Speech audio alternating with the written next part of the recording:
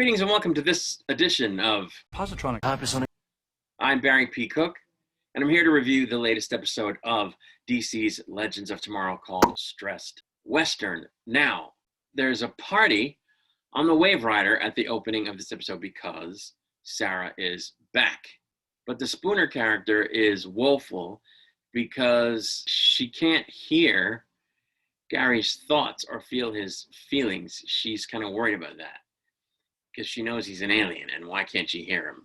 Ava and Sarah almost get down to it, as it were, and as this is happening, Sarah blurts out the fact that she's now an alien clone, a human-alien hybrid clone, and it turns out Ava is cool with it, so that's cool, but Sarah says she doesn't want to tell the crew right away. Gideon alerts the team that she's found an alien pod in the Old West, so the team is going to go and investigate that. Spooner almost lets the cat out of the bag about Sarah because she's like, I'm sensing another kind of alien, and they kind of play it off so that, Sarah and Ava, so that the gang doesn't become wise. They go down to this town in the Old West. They go back in time. Sarah, of course, looks great in her Western getup. Ava also looked great. Interestingly, I think they dress her very badly most of the time. She doesn't look good, but she looks good in the Western gear, so that was cool.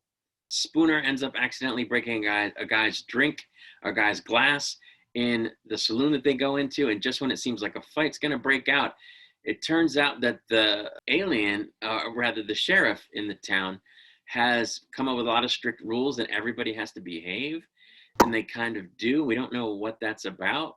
He's kind of like nerfed the town, so I was like, oh, geez, what's going on? Meanwhile, John is trying to find the Fountain of Imperium, which I guess he thinks can restore his magic, and he asks Gary about it, and Gary denies knowing anything about it, says, other than the fact that it's a myth. So we don't know what's going to happen with that at that particular moment. Zari, too, is trying to hook her brother up with a lady friend for some reason. I don't know what that's about. Then it turns out that the first black marshal in U.S. history in real life is a character in this episode, and he's a wanted man for some reason. They don't really say why right at the moment, but we see a wanted poster for him. Astra then picks a fight in the bar, and when the guy draws on her, the sheriff uses some whistle, and a giant worm shows up and eats the guy. And apparently this worm is something called a Havarack. I don't know what that is. But then there's a square dancing contest, which was weird. And Sarah keeps drinking shakes with cherries in them for some reason. There's a lot going on in this episode. John shows up in Western gear and looks ridiculous, and he confronts Gary because I guess he's learned that Gary lied to him. So that was funny because they're square dancing. And I don't know. Sarah then challenges the sheriff to a duel when they fail to get the whistle from him at the square dancing contest. That's what they're trying to do, I guess. And Sarah takes a bullet right through the head, but it just heals and she doesn't die. And the worm shows up, and this time he gets the sheriff. But the barmaid ends up picking up the whistle, so the team is still frustrated. Astra and Spooner are out in the forest. I guess they're trying to find the worm or whatever. And Astra's trying to find some gold, I guess. She wants to try to get rich. I don't know. But they end up finding the worm's lair. And it turns out that the worm poops gold for some reason, which explains why the sheriff, wanted to maintain control of the worm. Then the marshal shows up, and it's the actor who plays Diggle. Not sure what that's about. But the townsfolk kind of figure out what's going on, and they turn on the team.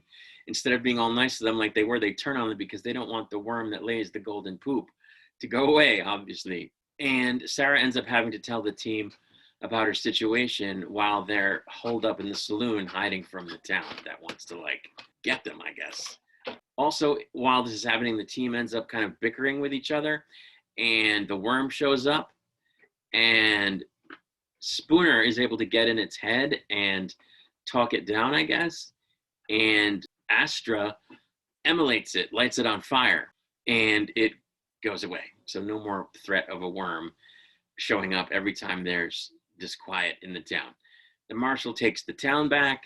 Gary tells John that he knows how John can find the fountain, and John sets off on his own to find it. Ava and Sarah finally get down to business back on the Wave Rider. Dun, dun, dun, dun. Nate ends up being able to visit with Zari 1, the woman that he loves, by using both Zari 2's bracelet and her brother's bracelet. I don't know how that works, but he gets to go visit her, so that's cool. And there was almost no Mick in this episode. He's in the beginning for like 2 seconds and he grunts some stuff, which sucks because he's a really good character on the show.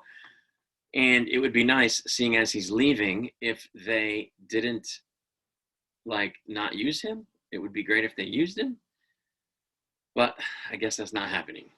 Also, throughout this episode, there was a singing narrator, and it was very cool. So I like that. This is a good episode. It was better than the last couple of episodes, which were just really stupid. This one at least was a lot of fun, and they got to wear cool costumes. And I don't know, I just thought it was better written. But anyway, that's it. This show will be back next week. It's the only one that's coming back, right? Superman's off till the 13th. Oh no, Flash as well. Flash will be back, but Batwoman's not coming back for months. I guess October is when that's coming back. So anyway, I'll be back with another review of DC's Legends of Tomorrow next week. Until then, I take my leave and I say, as always, peace and long life.